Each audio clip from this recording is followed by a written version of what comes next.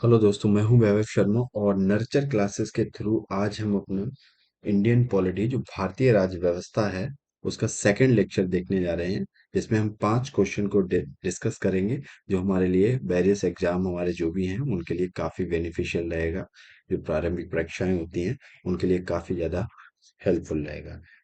तो एक पहला लेक्चर आ चुका है और ये सेकंड लेक्चर है। इसमें हम 5 क्वेश्चन को डेली बेसिस की तरह देखेंगे। बाकी हमारी एक सीरीज और चल रही है तो उस पर हम बाद में डिस्कस करेंगे। फिलहाल हम देखते हैं अपनी इस सीरीज का पहला जो हमारा फर्स्ट क्वेश्चन है उस पर डिस्कस करते हैं। क्या है पहला क्वेश्चन है, which act abolish the dyarchy in the provincial provinces and introduce provincial autonomy in its place. मतलब कह रहा है इन 4 एक्ट दिए गए हैं और इन 4 एक्ट में से कौन सा एक्ट है जिसमें डायरकी डायरकी को हिंदी में कहते हैं द्वैध शासन। द्वैध शासन को प्रोविंसेस जो आपके प्रांत थे उन प्रांतों से हटा दिया गया और इंट्रोड्यूस किया गया उसकी जगह क्या, provincial autonomy in its place.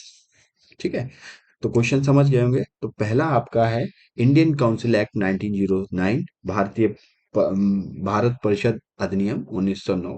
दूसरा है गवर्नमेंट ऑफ इंडिया एक्ट 1919 जो है भारत शासन अधिनियम 1919। और तीसरा है आपका government of India act 1935 Bharat शासन अधिनियम 1935। और चौथा ऑप्शन है आपका नन ऑफ एवर। चलिए वीडियो को पॉज कीजिए और खुद से क्वेश्चन को अटेंड करने की कोशिश कीजिए। देखते हैं इसका आंसर क्या है। फिलहाल तो डायरकी सिस्टम क्या था, पहले इसको समझना होगा कि डायरकी सिस्टम था क्या और द्वैध शासन प्रणाली जो थी उसके बारे में हम पहले जान लेते हैं। इसके बाद हम देखेंगे बाकी चीजों को। ठीक है, तो चलिए, डायरकी सिस्टम ये था आपका डायरकी सिस्टम। और डायरकी सिस्टम में क्या था, द्वैध शासन जिसे बोलते थे, द्वैध शासन। तो द्वैध शासन में क्या किया गया था, एक सिस्टम ऑफ गवर्नमेंट था जो इंट्रोड्यूस किया गया था गवर्नमेंट ऑफ इंडिया एक्ट 1999 में। ये इंट्रोड्यूस किया गया था 1919 में। लेकिन क्वेश्चन अभी कुछ क्वेश्चन की डिमांड कुछ और है, अभी वहां पे मत जाइए सॉल्व करने। इन द प्रोविंसेस, ये प्रोविंसेस में स्टार्ट किया गया था of British India. This system is a function subject were divided between the government in council. इसमें जो सब्जेक्ट थे उनको डिवाइड कर दिया गया था किसके बीच में, गवर्नमेंट इन जो सरकार की जो काउंसिल थी एंड इलेक्टेड इंडियन मिनिस्टर थे। अब थोड़ा हम इसको डायग्राम के थ्रू समझ लेते हैं तो हमें ज्यादा अच्छे से समझ में आ जाएगा। ठीक है, तो हम सबसे पहले देखते हैं डायरकी, जिसे कहते हैं द्वैध शासन। और द्वैध शासन था क्या इसके बारे में हम थोड़ा इंफॉर्मेशन देखते हैं। डायरकी सिस्टम क्या था बच्चों, डायरकी सिस्टम में जो आपका सब्जेक्ट था देखो, उसको 2 पार्ट्स में डिवाइड कर रखा था। एक तो आपकी प्रोविंशियल सब्जेक्ट है, प्रोविंशियल सब्जेक्ट जिन्हें प्रांतीय विषय बोलते थे। थोड़ा हिंदी इंग्लिश दोनों चल रही है, प्रांतीय विषय। और इन प्रांतीय विषयों को संचालित कौन करता था, इनको गवर्न कौन करता था, तो इनको जो रन करता था वो प्रांतीय सरकार जो प्रोविंशियल गवर्नमेंट थी। और प्रोविंशियल गवर्नमेंट कौन थी, प्रोविंशियल गवर्नमेंट इसको क्या करती थी, प्रोविंशियल गवर्नमेंट इसको संचालित करती थी। अब वो प्रोविंशियल गवर्नमेंट को चलाता कौन था, उसको चलाता था गवर्नर, जो भी वायसराय था उस टाइम। और उसकी जो उसके साथ काउंसिल थी वो गवर्नर और उसकी काउंसिल दोनों मिलके चलाते थे। और इन्होंने क्या किया था, 2 पार्ट्स में डिवाइड कर रखा था। एक तो इन्होंने नॉमिनेटेड मेंबर रखे थे, एक तरफ इन्होंने इलेक्टेड मेंबर रखे थे। और इलेक्टेड मेंबर जो थे चुन के आते थे, तो उनमें आते थे आपके इंडियंस और नॉमिनेटेड में आपके आते थे ब्रिटिश। जो भी ब्रिटिश मतलब ऑफिसर्स थे, अधिकारी जो गण था, वो लोग आते थे इसमें नॉमिनेटेड, इनको नॉमिनेट किया जाता। ठीक है, इधर आपका प्रोविंशियल सब्जेक्ट की बात करें तो प्रोविंशियल सब्जेक्ट में आपको क्या किया गया था, इनको 2 पार्ट्स में डिवाइड कर रखा था। तो इनको 2 पार्ट्स कौन से थे, एक तो आपका था, एक पार्ट आपका था रिजर्व्ड, रिजर्व्ड जिसे कहते हैं आरक्षित। और दूसरा पार्ट था जो आपका वो ट्रांसफर्ड था। ट्रांसफर्ड था मतलब हस्तांतरित। अब दो पार्ट्स में इन्होंने क्या किया क्या, इस सब्जेक्ट को डिवाइड कर रखा था जो भी प्रोविंशियल सब्जेक्ट थे। अच्छा, प्रोविंशियल जो रिजर्व में थे आते वो सब्जेक्ट कौन कौन से आते थे, जैसे उसमें फाइनेंस आता था। और कौन कौन से आते थे फाइनेंस के साथ, देखो देखो इसमें होंगे रिजर्व में आपके फाइनेंस आता था, इरिगेशन आता था, ठीक है, लैंड रेवेन्यू, फैक्ट्री, ये सारी चीजें मतलब आती थी आपकी रिजर्व। हाँ, नहीं सॉरी, ये तो आपकी ट्रांसफर में आती थी, रिजर्व में दूसरी चीजें आती थी। ठीक है, तो दो सब्जेक्ट में बांट रखा था इन्होंने, इरिगेशन और हाँ। तो यहाँ पे रिजर्व में आपका फाइनेंस आता था और आपकी जो भी होम रिलेटेड थी वो और भी चीजें थी यहाँ पे आती थी। और जो आपको ट्रांसफर की गई थी, ट्रांसफर में आपकी एग्रीकल्चर आ जाती थी, आपका हेल्थ सेक्टर आ जाता था कि तुम जाओ हेल्थ सेक्टर देखो, ये देखो। जो सेल्फ गवर्नमेंट है, जो स्थानीय शासन जैसे पंचायत वंचायत ये सब होती है ना, सेल्फ गवर्नमेंट, इसकी बात की गई थी कि ये सब चीजें देखो। तो यहाँ पे क्या किया गया, जो रिजर्व सब्जेक्ट थे वो किसको दे दिए गए, रिजर्व जो सब्जेक्ट थे वो नॉमिनेटेड मेंबर्स के पास थे, और जो ट्रांसफर सब्जेक्ट थे वो किसके पास थे बच्चों, वो इलेक्टेड इंडियंस के पास थे। ये था डायarchy सिस्टम। अच्छा, डायarchy सिस्टम शासन क्यों लाया गया, इसके पीछे भी रीजन था कि दो सब्जेक्ट में बांट रखा था, नॉमिनेटेड को कभी हटाया नहीं जाता था, कि इंडियंस जो इलेक्टेड थे उनको तो जब चाहे हटा देते थे, लेकिन जो नॉमिनेट होके आते थे वो उनको रिजर्व सब्जेक्ट दे रखे थे और उनको कभी भी हटाया नहीं जा सकता। तो ये फायदा था उनके लिए। तो ये था आपका डायarchy सिस्टम, जो आपने देखा इंट्रोड्यूस कब हुआ, इंट्रोड्यूस आपका कब हुआ, इंट्रोड्यूस आपका हुआ गवर्नमेंट ऑफ इंडिया एक्ट 1919 में हुआ। ये तो इंट्रोड्यूस हुआ है। लेकिन क्वेश्चन की डिमांड क्या है, क्वेश्चन की डिमांड है इसको अबॉलिश कब किया गया, किस एक्ट के थ्रू इसको अबॉलिश किया गया, और इंट्रोड्यूस तो ये हुआ था। तो देखो लॉजिकल देखो तो पहला तो स्टेटमेंट हट जाएगा। ठीक है, अबॉलिश की बात करें तो अबॉलिश कब हुआ, और उसकी जगह प्रोविंशियल ऑटोनॉमी लाई गई। तो अबॉलिश की बात करें तो गवर्नमेंट ऑफ इंडिया एक्ट में 1935 में इसको अबॉलिश कर दिया गया। मतलब जो डायarchy सिस्टम था, जो डायarchy सिस्टम था, द्वैध शासन समिति था, वो स्टेट जो प्रोविंशियल थे वहां से तो अबॉलिश कर दिया गया, और सेंटर में इसको क्या किया गया, सेंटर में इसको अप्लाई कर दिया गया। ठीक है, डायarchy सिस्टम को। तो यहाँ पे तो अबॉलिश कर दिया गया, अबॉलिश मतलब हटा दिया गया। और कहाँ पे लगा दिया गया, ये डायarchy सिस्टम कहाँ पे आ गया, इसको सेंटर में इसको इंट्रोड्यूस कर दिया गया, इंट्रोड्यूस कर दिया गया। तो यहां से हट गया, यहाँ इंट्रोड्यूस हो गया, तो सेंटर में 1935 के गवर्नमेंट ऑफ इंडिया एक्ट में। ये एक की मतलब एक पॉइंट है, और इस पॉइंट को आपको याद रखना पड़ेगा। वेरियस टाइप से ये पॉइंट आपसे पूछा जा सकता है। ये तो वन लाइनर क्वेश्चन था, स्टेटमेंट में आपसे पूछा जा सकता है, कैसे भी कई सारी डायमेंशन क्वेश्चंस की बनती है, उन डायमेंशन में ऐसे पूछा जा सकता है। तो किस तरह से आपको याद रखना है, एवोलिस सिस्टम कुछ नहीं, डायarchy सिस्टम पूछेगा, उस टाइम पूछ देगा इंडिया का जब इंट्रोड्यूस हुआ था, इंडिया का वायसराय कौन था। तो ये सारी चीजें कैसे भी पूछ सकता है, तो इस टाइप से आपको पढ़ना है। तो यहाँ पे allow the provincial act as autonomous unit of the administration. तो इसकी जगह जो प्रोविंशियल क्या लाया गया था, इसकी जगह आपका प्रोविंशियल ऑटोनॉमी लाया गया था। प्रोविंशियल ऑटोनॉमी में क्या कहा गया था, प्रोविंशियल ऑटोनॉमी में ये कहा गया था the act gave more autonomy in provinces, कि इस एक्ट में जो 1935 का एक्ट था, गवर्नमेंट ऑफ इंडिया एक्ट कहा गया, इसमें इसमें क्या किया गया, प्रोविंशियल ऑटोनॉमी को इंट्रोड्यूस किया गया, इंट्रोड्यूस किया गया। और प्रोविंशियल ऑटोनॉमी में क्या किया गया, ये कहा गया कि जो भी प्रोविंसेस हैं उनको क्या है, ऑटोनॉमी ज्यादा दी जाए, स्वतंत्रता ज्यादा दी जाए, ऑटोनॉमी दी जाए। ठीक है, और डायarchy सिस्टम एबॉलिश कर दिया, प्रोविंसेस से सेंटर में अप्लाई कर दिया।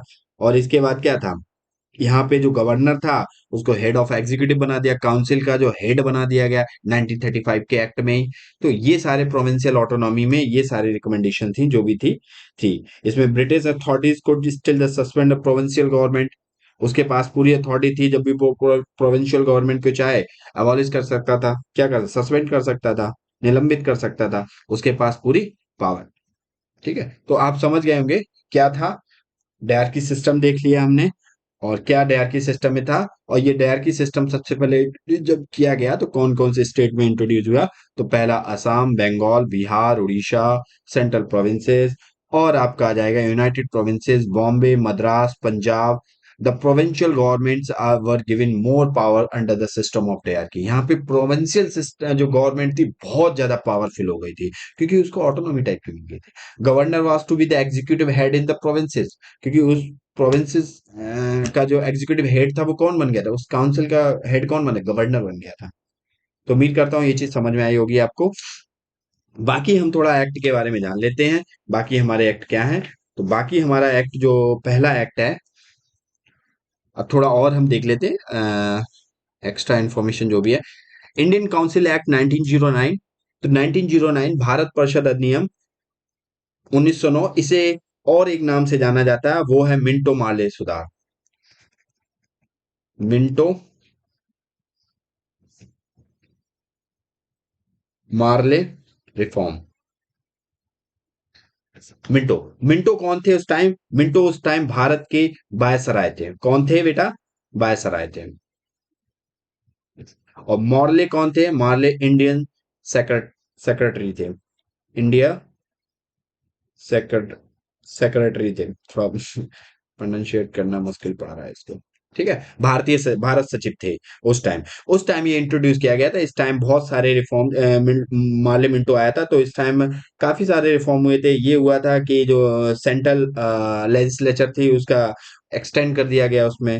अब एक्सटेंड करके उसमें बहुत सारे मतलब जो वायसराय की एग्जीक्यूटिव काउंसिल थी उसमें भी मेंबर्स को बढ़ा दिया। एक इंडियन, पहली वायसराय की काउंसिल में जो वायसराय की काउंसिल थी उसमें पहली बार इंडियन को एंट्री दी गई है। और वो पहला इंडियन कौन था, वो सत्य एसपी सिन्हा थे, पहले इंडियन। और वो कौन से एक्ट के थ्रू हुआ था, 909 एक्ट के थ्रू। जितने भी एक्ट हैं उनको अच्छे से तैयार कर लो, क्योंकि एग्जाम अभी यूपीएससी पिछले 2-3 साल से बहुत एक्ट से सवाल पूछ रही है। हर साल एक एक्ट पे सवाल होता है, और भी स्टेट पीछे बहुत सारे एक्ट पे क्वेश्चन बनते हैं, तो उनको अच्छे से रिवाइज कर लो एक्ट को। तो 90 के बहुत बड़ा एक्ट है, इसमें बहुत सारी खासियत, किसी दिन एक पर्टिकुलर वीडियो में इसको कवर करेंगे कि 90 एक्ट क्या था। तो भारत सचिव, ये सारी चीजें देख ली आपने। पहली बार इसी में जो मुस्लिम कम्युनिटी थी उसको यहाँ पे एक सांप्रदायिक निर्वाचन प्रणाली थी, उसके तहत उन्हें वोट देने का अधिकार ये सारा दिया गया। तो ये मुस्लिम कम्युनिटी के लिए था। बहुत सारी चीजें यहाँ पे हुई। भाई 1909 की बात कर ली हमने, और 1909 को एक नाम से और पुकारा जाता है, और वो नाम कौन सा है, वो नाम आपका है 1919 को, सॉरी, 1919 को आपको बोला जाता है मोन्टेंगो चैम्प्स फोर्ड रिफॉर्म। तो वन लाइनर क्वेश्चन आपसे बोल देगा कि Minto Morley reform in which of the following is related to Minto Morley reform. तो आपको चार एक्ट दे रहे, आपको पता है ना 1919 का भारत परिषद अधिनियम क्या मिंटो मार्ले रिफॉर्म था। मॉन्टेंग चेमफोर्ड रिफॉर्म कौन सा था, गवर्नमेंट ऑफ इंडिया एक्ट 1990 था। ये सैंपल एसएससी जैसे कोई एग्जाम है या आपके स्टेट पीसीएस में पूछ सकता है। तो इस टाइप के जो भी कई डायमेंशन से आपके क्वेश्चन क्या आते हैं यहाँ पे, ये तो एक क्वेश्चन था जिसके बेसिस पे आपने जाना डायरकी सिस्टम क्या है और किस बेसिस पे। ये आपको 3 एक्ट अच्छे से प्रिपेयर कर लेने चाहिए, और भी सारे एक्ट हैं उनको भी प्रिपेयर करो अच्छे से, हर डायरेक्शन से। उनके जो की पॉइंट है उनके नोट्स बना लो, एक पेज पे नोट्स आ जाएंगे, जैसे आपका इंडियन काउंसिल एक्ट है, एक पेज पे पूरा नोट्स आ जाएगा वन साइड में ही। और जितने भी रिफॉर्म्स जो भी हुए हैं उस टाइम लिख लो, उनको बार बार रिवाइज कर लो, तो आप भूलोगे नहीं, आपका कोई क्वेश्चन गलत नहीं होगा। चलिए हम अपने नेक्स्ट क्वेश्चन पे चलते हैं। और नेक्स्ट क्वेश्चन है हमारा, विच of the following article promote the formation of village. अब यहाँ पे बात करा, इनमें से कौन सा आर्टिकल है जो आपका फॉर्मेशन ऑफ विलेज को प्रमोट करता है, उसके बारे में बात। तो चलिए देखते हैं हम अपने फॉर्मेशन ऑफ विलेज को कौन सा आर्टिकल प्रमोट कर रहा है। तो 4 आर्टिकल दिए गए। Formation of village, village panchayat की बात कर रहा है। विलेज पंचायत मतलब जो ग्राम पंचायत होती है आपकी, ग्राम पंचायत, उसकी बात करना है। तो ग्राम पंचायत को 3 आर्टिकल दिए गए, इनमें से कौन सा आर्टिकल है जो ग्राम पंचायत को आपका प्रमोट करता है। Article 39, article 40 and article 41 and article 42। ठीक है, तो चलिए देखते हैं ग्राम पंचायत को कौन सा आर्टिकल प्रमोट करता है। वीडियो को पॉज कीजिए और खुद से क्वेश्चन को अटेंड कीजिए, वो आपके लिए ज्यादा बेनिफिशियल रहेगा। क्योंकि मैं यहाँ पे क्वेश्चन लाया हूँ तो ये चारों ऑप्शन आपसे डिस्कस करूंगा, इस उम्मीद से लाया हूँ। विलेज पंचायत किस में आता है, किसका पार्ट है, ये आर्टिकल किस फंडामेंटल राइट है, फंडामेंटल ड्यूटी है, फंडामेंटल डीपीएसपी है, क्या है ये, हम इसके बारे में जितनी भी डायमेंशन हो सकते हैं, कैसे क्वेश्चन और बन सकता है, इस बारे में हम डिस्कस करेंगे। फिलहाल तो आप क्वेश्चन को अटेंड कीजिए, आपके लिए काफी बेनिफिशियल रहेगा। तो चलिए देखते हैं हम नेक्स्ट इसकी एक्सप्लेनेशन का। Article 14 of the directive principle of the state policy, राज्य के नीति निर्देशक तत्व, जैसे हिंदी में क्या कहते हैं, राज्य के नीति निर्देशक तत्व। अब राज्य के नीति निर्देशक तत्व क्या होते हैं? डीपीएसपी। सबसे पहले तो जान लो, डीपीएसपी वेलफेयर के लिए आता है, जो भी सोशल वेलफेयर है, जो समथिंग उससे रिलेटेड होता है। तो आर्टिकल 14 जो है वो किसकी, देखो इस आर्टिकल 40 की गांधी जी ने बहुत ज्यादा बात की थी। तब गांधी जी जब गांधी जी थे तो वो ग्राम पंचायत इन सब चीजों के बारे में, कुटीर जो छोटे छोटे उद्योग होते हैं, इंडस्ट्रीज होती है ना, स्मॉल इंडस्ट्री जो समथिंग होती हैं, तो उनकी बहुत ज्यादा कहते थे कि इनको आप करो। तो यहां से पॉलिसीज बनाई जाती है, directive principle of state policies है। तो कह रहा है state direct the government to organise the village panchayat की, गवर्नमेंट है वो ऑर्गेनाइज कर सकती है विलेज पंचायत को। और क्या कह रहा है, and them with the necessary powers and the authority to enable them to function as a unit of the self government। Self government का मतलब होता है जो स्थानीय स्वशासन होता है, स्थानीय सुशासन। ये फेडरल स्ट्रक्चर का पार्ट है एक टाइप का। एक हायरार्की सी बनती चली जाती है कि हाँ, स्टेट स्टेट के नीचे फिर छोटी छोटी गवर्नमेंट होंगी, सेल्फ गवर्नमेंट जैसे आपके गांव में ग्राम पंचायत होती है, प्रधान होता है, ये सब होते हैं। तो छोटे लेवल पे देखते हैं वो अपने बड़े वाले लेवल को इन्फॉर्म करते हैं, रिपोर्ट देते हैं, फिर बड़ा ये ऐसे चलता रहता है। तो इससे थोड़ा ज्यादा अच्छे से शासन किया जा सकता है। तो सेल्फ गवर्नमेंट का कॉन्सेप्ट बहुत अच्छा था। तो ये वाला आर्टिकल 14 इसका जिक्र रहता है। तो आंसर हमारा क्या हो जाएगा? आंसर हो जाएगा आर्टिकल 14। अनुच्छेद 40 हमारी बात करता है फॉर्मेशन ऑफ विलेज पंचायत की। तो फॉर्मेशन ऑफ विलेज पंचायत था क्या, इसके बारे में हमने देख लिया।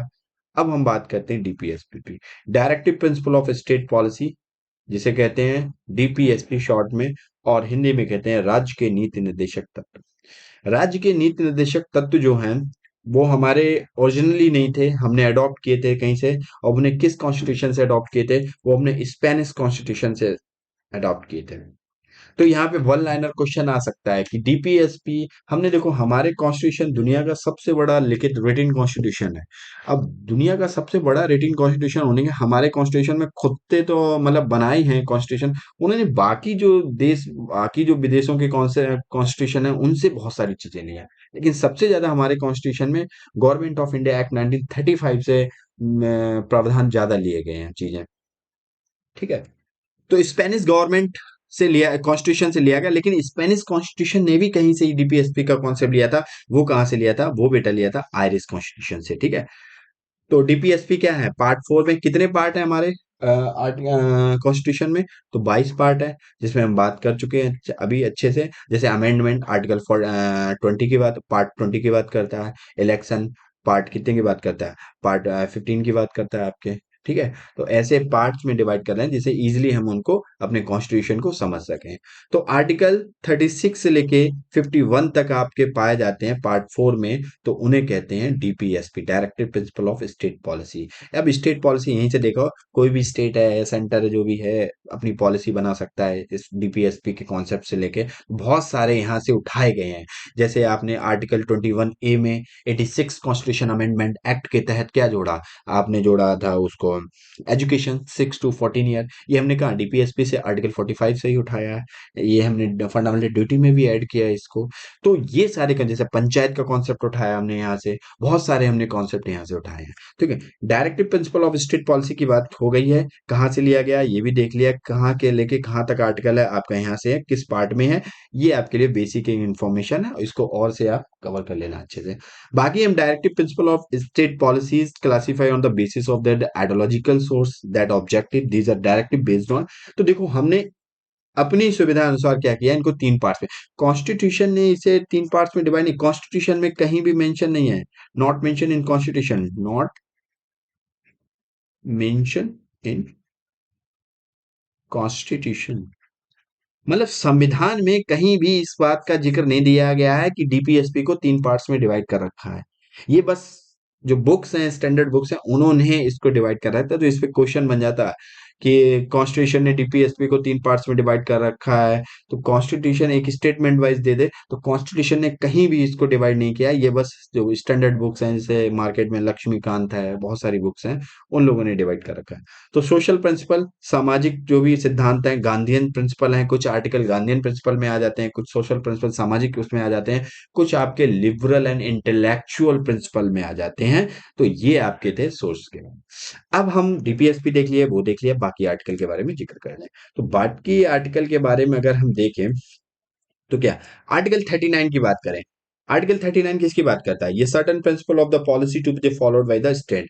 मतलब कह रहा है कि जो सर्टन, ये देखो मैं समझा दे रहा हूँ, फिलहाल तो आप इसको कहाँ पे देखेंगे, फिलहाल तो आप इसको अच्छे से गूगल या बुक्स, किसी स्टैंडर्ड जो भी बुक है आपके पास, वहां से इनको प्रिपेयर करेंगे आर्टिकल को। एक बार में सारे नहीं, थोड़े थोड़े करके कर ले। 39 बात करता है कि जो सर्टेन प्रिंसिपल हैं, जो कुछ भी सिद्धांत हैं जो भी हैं, of the policies to be the followed by the state, उनको स्टेट को क्या करना चाहिए, फॉलो करना चाहिए। ठीक है, ये बात 39 में करा। 40 आप पंचायत की बात करिए, 40, अच्छा 39, एक आर्टिकल 39 था, और 39 में 42 सेकेंड 42nd कॉन्स्टिट्यूशन अमेंडमेंट 1976 में हुआ था। उसमें एक क्लॉज और जोड़ दिया था, अमेंड किया गया था, तो आर्टिकल आपका 39A बन गया था। और 39A में एक बात की गई थी, equal justice and free legal aid, and free legal aid की बात की थी। मतलब जो भी गरीब हैं, या जो जिनका सामर्थ्य नहीं है वकील खरीदने की, या वो सामने, तो उनके साथ ऐसा ना हो, अन्याय हो जाए, उन्हें इक्वल जस्टिस मिलना चाहिए, फ्री लीगल एड, उन्हें एक वकील प्रोवाइड करना चाहिए सरकार की तरफ, सरकार कराती है ये सारी चीजें। तो ये आर्टिकल 39A में जोड़ा गया क्लॉज था, ये एक डीपीएसपी का कॉन्सेप्ट है। ठीक है, तो इसको याद रखना। 41 की बात कर ले, तो आर्टिकल 41 बात करता है right to work, right to education, to public assistance in the certain cases. मतलब आपके जो आपके शिक्षा का अधिकार है, जो आपके काम का अधिकार है, जो बुढ़ापे लोग हैं, जो काम करने के लायक नहीं है, 60 या 70 के अबव हैं, तो उनको पेंशन वेंशन ये सब देने चाहिए। मतलब एक लाइफ को काट सकें, तो उसके लिए असिस्टेंस कर सकें, तो उसके लिए उन्हें जो भी है गवर्नमेंट की तरफ से उन्हें खर्चा पानी देना चाहिए। तो आर्टिकल 41 उसकी बात करता है।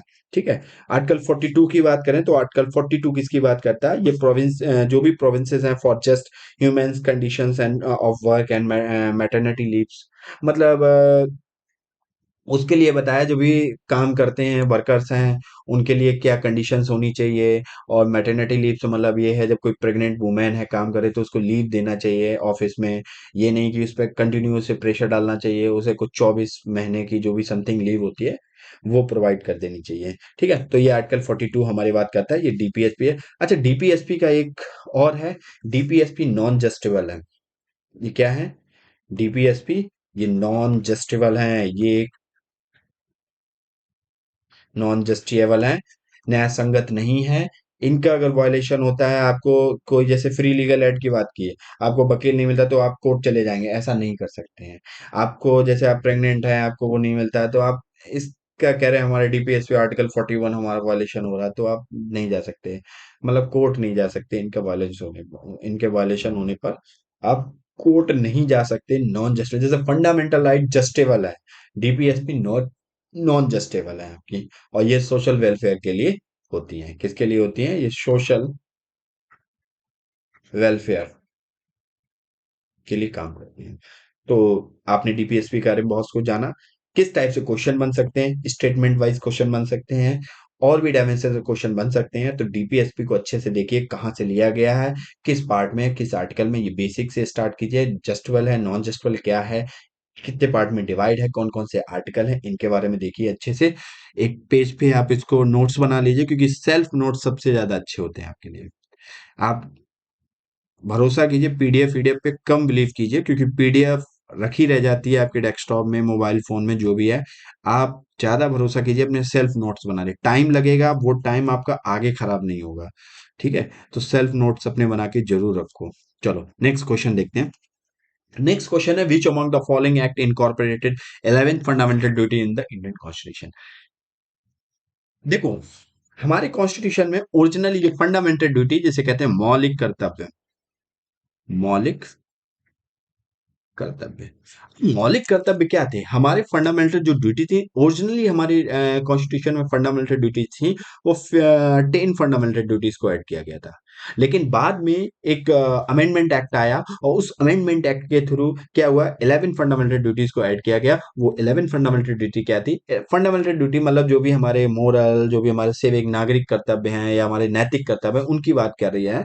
तो इनको हमारे ऐड किया गया था किस कॉन्स्टिट्यूशन अमेंडमेंट एक्ट के तहत इनको ऐड किया गया था, ये सारी चीजों के, क्योंकि ओरिजिनली फंडामेंटल ड्यूटी जो कॉन्स्टिट्यूशन मेकर थे उन्होंने नहीं डाली थी। ठीक है, ये भी कॉन्सेप्ट हमने कहीं से अडॉप्ट किया था। चलिए, तो चलिए देखते हैं हम अपने फंडामेंटल ड्यूटी के बारे में। फिलहाल तो ये हमारे पास क्वेश्चन है, which among the following act incorporated 11 fundamental duty in the Indian constitution. तो चार ऑप्शन दिए गए हैं: 42nd amendment act, 44th amendment act और 86 amendment act and the 100th amendment act. तो वीडियो को पॉज कीजिए, क्वेश्चन को अटेंड करने की कोशिश कीजिए। तो देखिए, कॉन्स्टिट्यूशन 86 अमेंडमेंट एक्ट, इससे पहले भी हम आपको पढ़ा चुके हैं। क्या था? 86 अमेंडमेंट एक्ट जो था कब हुआ था आपका? वो आपका हुआ था 2000, आई थिंक 2002 में हुआ था। मैं थोड़ा इसकी डेट को लेकर कंफ्यूज हूँ। फिलहाल तो आप इस पे फोकस कीजिए। तो 86 कॉन्स्टिट्यूशन अमेंडमेंट एक्ट था, वो आपका एक फंड, उसके द्वारा हमने यहाँ पे एजुकेशन को ऐड किया गया था। कौन से? 6 to 14 ईयर्स ओल्ड जो बच्चे थे, उन ईयर्स ओल्ड बच्चों के एजुकेशन। हाँ, अ, कितना था? 2001 था, सॉरी। हाँ, तो 6 to 14 ओल्ड ईयर्स ओल्ड जो बच्चे थे उनकी प्राइमरी एजुकेशन के बारे में बात करता है ये।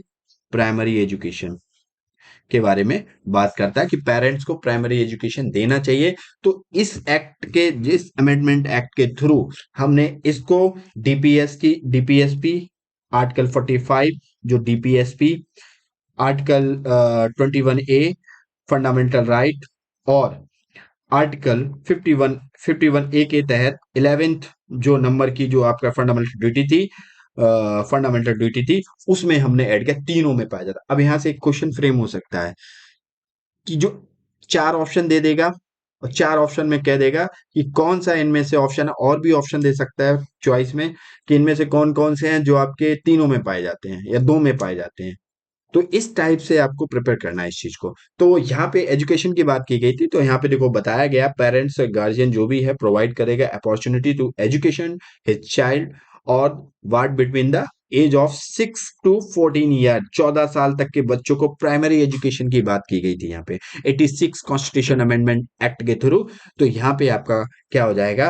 86 कॉन्स्टिट्यूशन अमेंडमेंट एक्ट। अच्छा, 42nd कॉन्स्टिट्यूशन अमेंडमेंट एक्ट की बात करें तो 42nd कॉन्स्टिट्यूशन अमेंडमेंट एक्ट को मिनी कॉन्स्टिट्यूशन भी कहते हैं। अब यहाँ से एक वन लाइनर क्वेश्चन पूछ दिया जा सकता है, मिनी कॉन्स्टिट्यूशन भी कहते हैं, मिनी कॉन्स्टिट्यूशन भी कहते हैं।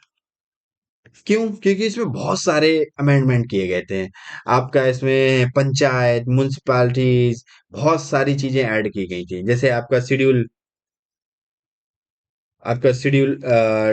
11 जोड़ा गया था, शेड्यूल 12 भी जोड़ा गया था, ये सारे पार्ट 9, जो पार्ट 9 के तहत आया था। तो ये सारी चीजें यहाँ पे ऐड की गई थी। इसके फंडामेंटल आपके 42nd को, और जो आपके डीपीएस में अभी हमने equal justice and free legal aid की बात की, वो जोड़े, और भी डीपीएसपी के जो आर्टिकल थे उनमें अमेंड किया गए थे। तो 42nd कॉन्स्टिट्यूशन अमेंडमेंट एक्ट के थ्रू ही किया गया था उनमें। तो इसीलिए बहुत ज्यादा रिफॉर्म किए गए थे इस एक्ट के थ्रू, इसीलिए इसे मिनी कॉन्स्टिट्यूशन ऑफ इंडिया भी बोलते हैं। 44th कॉन्स्टिट्यूशन अमेंडमेंट और 100th कॉन्स्टिट्यूशन अमेंडमेंट। चलिए, अब हम बात करते हैं, ये हमने देख लिया। अब हम नेक्स्ट क्वेश्चन देखते हैं। तो which of the following statement are correct regarding the fundamental duty? फिर से देखो, आपका फंडामेंटल ड्यूटी पे आ गया। अब इस क्वेश्चन को आपको अटेंड कर लेना चाहिए अच्छे से। इस टाइप का जो क्वेश्चन है आपका, जो आपके सर यूपीएससी या स्ट्रिक्ट पीसीएस में ज्यादा बनता है, यूपीएससी में ज्यादा चांस होते हैं इस टाइप के, थोड़ा डिफिकल्ट टाइप का क्वेश्चन है, लेकिन आपको समझ में आना चाहिए कैसे इसको करना होगा। तो चलिए, वीडियो को पॉज कीजिए और क्वेश्चन को अटेंड करने की कोशिश कीजिए। पहले में कह रहा है कि some them are moral duties while other are civic duty, मतलब कुछ फंडामेंटल ड्यूटी जो आपके मौलिक अधिकार हैं वो कैसे हैं। कुछ मौलिक अधिकार आपके मोरल नैतिक कर्तव्य हैं, कुछ आपके, और कुछ आपके नागरिक कर्तव्य हैं। This is a wrong and right. And the second statement is, the parliament is a free to enforce them by the suitable legislation, मतलब कह रहा है जो संसद है, भारतीय संसद है, वो फ्री है फंडामेंटल ड्यूटीज को बनाने के लिए, इन्फोर्स करने के लिए। उस पे किसी भी प्रकार की क्या है, कोई भी कंडीशन या कोई भी रिस्ट्रिक्शन नहीं है, ये कह रहा है। ठीक है, तो दो ऑप्शन दिए गए, करेक्ट ऑप्शन बताना आपको। और करेक्ट ऑप्शन में आपका one two and both and neither one neither two. Okay, तो चलिए वीडियो को पॉज कीजिए और क्वेश्चन को अटेंड कीजिए हर बार की तरह, क्योंकि जब तक आप खुद से क्वेश्चन को अटेंड करना नहीं सीखेंगे सॉरी सीखेंगे, तब तक आप शायद क्वेश्चन को अटेंड ना कर पाए सही से। तो इसलिए रिक्वेस्ट है मेरी कि खुद से क्वेश्चन अटेंड कीजिए। मेरा यहाँ 5 क्वेश्चन डिस्कस करने का पर्पस ये है, मैं चाहूँ तो 5 क्वेश्चन को 5 मिनट या 10 मिनट में फिनिश कर दूं, लेकिन मैं यहाँ चाहता हूँ हर डायरेक्शन से आप उस क्वेश्चन से कितने डायमेंशन से बन सकता है, इस पर्पस से मैं ये 5 क्वेश्चन को डिस्कस कर रहा हूँ। आपके एग्जाम पर्सपेक्टिव से आपके लिए काफी ज्यादा बेनिफिट हो।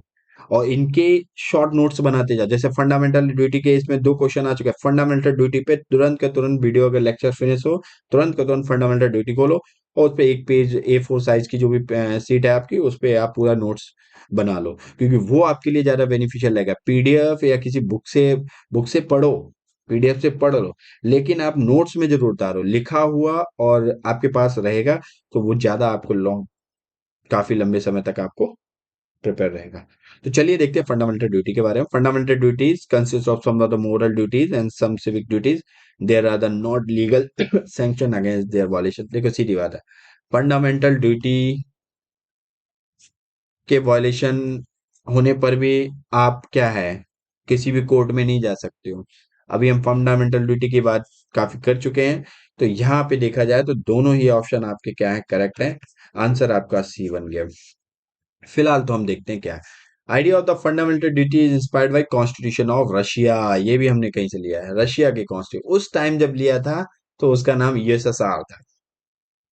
यूएसएसआर, यूएसएसआर 1991 में क्या हुआ, डिवाइड हो गया, टूट गया 15 देशों में। सबसे बड़ा जो देश था वो रशिया निकला था, उससे बेलारूस, यूक्रेन यूक्रेन ये सारे देश, छोटे छोटे देश निकले थे, पोलैंड। तो यूएसएसआर से ही टूट के बने थे। ठीक है, 15 देश, उनमें से सबसे बड़ा रशिया था। तो उस टाइम हमने यूएसएसआर या रशिया से लिया था फंडामेंटल ड्यूटी, इंस्पायर्ड वहां से हमारे कॉन्स्टिट्यूशन में। फंडामेंटल ड्यूटी को कौन से पार्ट में, पार्ट 4A में, क्लॉज ए में अमेंड करके इसी में ऐड कर दिया गया था। ओरिजिनली किस में, 42nd कॉन्स्टिट्यूशन अमेंडमेंट एक्ट 1976 में, रिकमेंडेशन किसकी, स्वरण सिंह कमेटी की रिकमेंडेशन पे हमने इसको ऐड किया था। अच्छा, यहाँ पे कमेटी का नाम भी पूछ सकते हैं कि in which of the following committee is related to fundamental duty, तो स्वरण सिंह कमेटी। ओरिजिनली कितने थे, ओरिजिनली आपके 10 थे, और बाद में क्या हुआ, इसमें 11 जोड़ा, 86 कॉन्स्टिट्यूशन अमेंडमेंट 2002, ये 2002 ही था, वन नहीं था उधर, तो करेक्ट कर लेना। All the 11 duties are listed in the article 51A। 51A में इनको, इस पूरे आर्टिकल में 11 ड्यूटीज को ऐड कर दिया गया। अब फंडामेंटल ड्यूटीज किसके लिए थी, this only for citizen, only for citizen of India. अब इस पे भी एक स्टेटमेंट बन सकता है, फंडामेंटल ड्यूटी सिर्फ इंडियन सिटीजन के लिए है कि एलियंस या मतलब जो फॉरेनर सिटीजन उनके लिए भी है, तो सिर्फ इंडियन सिटीजन के लिए है। जैसे फंडामेंटल राइट है वो इंडियंस के लिए भी है और किसके लिए, फॉरेनर के लिए भी है। लेकिन कुछ क्लॉजेस ऐसे हैं, कुछ आर्टिकल ऐसे हैं, जैसे आर्टिकल आपका कौन कौन, 15 हो गया, 16 हो गया, 19 हो गया, 29 30 हो गया, 5 आर्टिकल हैं जो इंडियन सिटीजन ही केवल अप्लाई उनके लिए अलाउ है, बाकी सारे फॉरेनर के लिए हैं, सब कुछ है। तो ये था। नॉन जस्टेबल है, ये भी आपने देख लिया, नॉन नॉन जस्टेबल है। तो ये थी फंडामेंटल ड्यूटी, आपने अच्छे से देख लिया। 11 फंडामेंटल ड्यूटी है। पहली आपकी क्या करिए, to avoid with the constitution and respect the ideal and the institution, मतलब प्रत्येक नागरिक का क्या कर्तव्य है, उसका कर्तव्य है वह संविधान का पालन करे और उसके जो आदर्श हैं, संस्थाएं हैं, राष्ट्रीय ध्वज है जो आपका नेशनल फ्लैग है, इन सब का सम्मान करे। देश की रक्षा करें, बाहर सरकार की नहीं, आपका भी दायित्व है। तो ये बहुत ही इंपॉर्टेंट है। जब एनसीईआरटी का फर्स्ट पेज खोलते हो तो उसमें प्रियम्बल कभी कभार छपी होती है, कभी कभार फंडामेंटल ड्यूटीज के बारे में तो उनको हम पढ़ते नहीं है। बुक्स में हमें इसीलिए वो चीजें दी गई होती हैं, हम उन पे फोकस करें, पढ़े। तो ये भी चीजें पढ़ लिया करो, ये भी आपके कुछ आपकी ड्यूटीज हैं देश के लिए। ठीक है, ये आपके लिए बहुत जरूरी है, इम्प्लीमेंट करना इनको सीखो। जो आपका नेचुरल इन्वायरमेंट है उसका आप क्या करो, रक्षा करो, उसकी उसका मतलब प्रोटेक्शन करो उसका। क्यों? खाते हो कुछ भी प्लास्टिक फेंक देते हो, डस्टबिन बना है उसमें अच्छे से डालो सारी चीजें। सब्जी लेने जाओ बैग लेके जाओ, प्लास्टिक में कैरी बैग कम यूज करो, ये सारी चीजें। तो इन्वायरमेंट पॉल्यूट नहीं होगा, ये आपकी कॉन्स्टिट्यूशन भी कह रहा है इसके बारे में। तो आपको समझना चाहिए। तो चलिए, फंडामेंटल ड्यूटी पे हो गया। And this is the last question video. Which schedule was added by the first amendment to the constitution of India. मतलब ये नीचे आपको चार शेड्यूल दिए गए बच्चों, और चार शेड्यूल में कहा गया इनमें से कौन सा शेड्यूल है जो first amendment to the constitution of India, जो पहला अमेंडमेंट हुआ था भारतीय संविधान में, उसमें इसको इस शेड्यूल को ऐड किया गया था। आपका सेवन शेड्यूल हो गया, आपका आपका ईयर शेड्यूल हो गया, आपका नाइन्थ शेड्यूल हो गया, आपका टेंथ शेड्यूल हो गया। तो चार शेड्यूल हो गए आपके। तो देखिए, वीडियो को पॉज कीजिए, क्वेश्चन को अटेंड कीजिए। चलिए देखते हैं हम इसका आंसर क्या है फिलहाल। ये तो आपके रहे शेड्यूल। फिलहाल तो हम देख लेते हैं। फर्स्ट कॉन्स्टिट्यूशन अमेंडमेंट एक्ट 1951, 1951 में हुआ था पहला कॉन्स्टिट्यूशन अमेंडमेंट। देखो, अब यहाँ पे क्या होता है, आपके जो अमेंडमेंट एक्ट है ना, उनको भी ऑर्डर में लगाने को आ जाता है, अकॉर्डिंग टू डेट या शेड्यूल, जो भी है, कैसे भी किसी भी डायरेक्शन में सवाल को मोड़ा जा सकता है। या आपसे कह सकता है 42nd कॉन्स्टिट्यूशन अमेंडमेंट एक्ट में कौन कौन से प्रावधान थे, इनमें चार और पांच ऑप्शन दे देगा, दो तीन सही होंगे या सारे सही होंगे, जो भी होगा इस टाइप से क्वेश्चन, एक डिफिकल्ट क्वेश्चन फॉर्म कर देगा, फ्रेम कर दिया जाएगा। तो देखो, फर्स्ट कॉन्स्टिट्यूशन अमेंडमेंट एक्ट 1951 में कहा गया ninth schedule to be constitute of the India. Ninth schedule को जोड़ा गया। नाइन्थ शेड्यूल किसकी बात कर रहा है? ये प्रोटेक्ट कर रहा है लैंड रिफॉर्म को, जो भी आपके भूमि सुधार हैं, क्या है आपके बच्चों, जो भी आपके भूमि सुधार हैं उनको प्रोटेक्ट करता है। And other law included in form the judicial review, आपकी न्यायिक समीक्षा, जुडिशियल रिव्यू की बात करता है ये। तो 1951 में क्या किया गया था, 1951 में अबॉलिश कर दिया गया था जमींदारी सिस्टम, जो बहुत ही अंग्रेजों के टाइम से चला आ रहा था। जमींदारी सिस्टम कि एक गांव का पूरे एरिया का एक जमींदार होता था, वो तो शहर में रहता था, बस सबसे पैसे से वसूलता था और अपना ऐशी करता था, ब्रिटिश गवर्नमेंट को देता था। तो बहुत ज्यादा मतलब एक टाइप की ब्रुटैलिटी की जाती थी, किसके ऊपर? जो हमारे पीजेंट्स है, जो फार्मर थे, उनके ऊपर। तो इस चीज को, इस सिस्टम को क्या कर दिया गया, अबॉलिश कर दिया गया। एग्रीकल्चर एंड लैंड फार्मिंग, इनके बारे में लॉज बनाए गए कुछ। 90% जो लॉज थे वो किसके बारे में बनाए गए थे नाइन्थ शेड्यूल में? एग्रीकल्चर एंड लैंड होल्डिंग, जो भी भूमि अधिग्रहण और जो भी वो है उसके बारे में। तो चलिए हम शेड्यूल के बारे में बात कर लेते हैं। हमारे कॉन्स्टिट्यूशन में कितने शेड्यूल है? तो हमारे कॉन्स्टिट्यूशन में आपके शेड्यूल हैं 12। ओरिजिनली कितने थे बेटा? ओरिजिनली थे हमारे 10। 10 या 8 थे, थोड़ा इसको देख लेना, कंफ्यूजन है। फिलहाल तो 12 हैं। और 12वां कब जोड़ा गया? ये दो जो 11 और 12 जोड़े गए, ये आपके 42nd कॉन्स्टिट्यूशन अमेंडमेंट एक्ट 1976 में ऐड किए गए। आपका देखो, ऊपर से देखो, शेड्यूल फर्स्ट किस बात की कहता है? State and union territories name and there the boundaries details. Schedule first में ये सब कुछ मिलेगा आपको। जो हमारे केंद्र शासित प्रदेश हैं, जो हमारे राज्य हैं, उनके नाम, उनकी जो बाउंड्री डिटेल हैं, किसके साथ कौन सी यूनियन टेरिटरी किस राज्य के साथ, या कौन सा राज्य किस राज्य या किस देश के साथ सीमा बनाता है, इस सारी जानकारी है। शेड्यूल सेकंड में दिया गया है स्पेशल पावर एंड सैलरी। अब देखो, इन पे क्वेश्चन बन सकते हैं। सैलरी वैलरी की बात करें, बोला इनमें कौन से शेड्यूल में दिया गया। तो आपको ये 12 शेड्यूल के बारे में पता होना चाहिए। टेबल के आगे आप स्टैम्प कर लो या चिपका लो, ठीक है। तो इनको रट नहीं सकते, बार बार देखोगे आपको रिवाइज हो जाएंगे। तो सेकंड शेड्यूल में बात करता है स्पेशल पावर, सैलरी डिटेल, किसकी किसकी? President, governor of state, speaker and deputy speaker of the Rajya Sabha and the Lok Sabha, and supreme court and high court जजेस। ठीक है, बाकी अटॉर्नी अटॉर्नी जनरल नहीं है इसमें। थर्ड शेड्यूल किसकी बात करता है? ओथ की बात करता है, शपथ की बात करता है। सारे ऑल जो अथॉरिटी हैं एक्सेप्ट यहाँ प्रेसिडेंट और वाइस प्रेसिडेंट को छोड़ के, ठीक है। अच्छा, प्रेसिडेंट को ओथ कौन दिलाता है? प्रेसिडेंट को ओथ कौन दिलाता है? प्रेसिडेंट को ओथ दिलाता है CJI, chief justice of India. और वाइस प्रेसिडेंट को वोट कौन दिलाता है? वाइस प्रेसिडेंट को वोट दिलाता है कौन? प्रेसिडेंट। शेड्यूल 4 करता है Rajya Sabha MP, count of state and union territory. अब 5 बात करता है schedule area and schedule tribe administration control by detail. और शेड्यूल 6 बात करता है 4 स्टेट की, असम, मेघालय, त्रिपुरा, मिजोरम। इन स्टेट को एडमिनिस्ट्रेशन और कंट्रोल लॉ की बात करता है, इनके असम, मेघालय, त्रिपुरा एंड मिजोरम। शेड्यूल 6 पे क्वेश्चन बन जाता है, शेड्यूल 5 एंड शेड्यूल 6। शेड्यूल 7 आपकी जो लिस्ट में बांट रखा है, यूनियन लिस्ट, स्टेट लिस्ट और कंकरेंट लिस्ट। कंकरेंट लिस्ट का कॉन्सेप्ट कहाँ से लिया हमने? ऑस्ट्रेलिया से लिया है। तो ये सारी ऑफिशियल लैंग्वेज की कितनी लैंग्वेज हैं? 14 थी ओरिजिनली, अब 22 है लैंग्वेज। इंग्लिश हमारे कॉन्स्टिट्यूशन में नहीं है मेंशन। ठीक है, जो 22 लैंग्वेज है उनमें से इंग्लिश हमारे कॉन्स्टिट्यूशन में मेंशन नहीं है। तो इस पे याद रखना कौन कौन सी लैंग्वेज हैं, इस पे थोड़ा अपना नोट्स बना लो शेड्यूल पे। काफी ज्यादा बेनिफिशियल रहेगा आपके लिए। तो चलिए, 5 क्वेश्चन हमने डिस्कस किए, काफी इंफॉर्मेशन गैदर की। ये हमारा टेलीग्राम चैनल, यहाँ पे आपको इसकी पीडीएफ और ये लेक्चर की जो लिंक है वो प्रोवाइड कर दी जाएगी। और ये हमारा नीचे इंस्टाग्राम चैनल आईडी है, ज्वाइन कर लो। करंट बेसिस पे यहाँ पे इंफॉर्मेशन डेली बेसिस पे पढ़ती रहती है, क्विजेस भी पढ़ती हैं। आपके रिवीजन, आपके ज्ञान है उसके लिए बहुत ज्यादा आपके लिए बेनिफिशियल रहेगा, आपको नॉलेज मिलती रहेगी। तो चलिए, हमारे चैनल को लाइक, सब्सक्राइब और शेयर करते रहिएगा। इसी नोट पे हम अपने वीडियो को फिनिश करते हैं। जय हिंद, जय Bharat, God bless you all.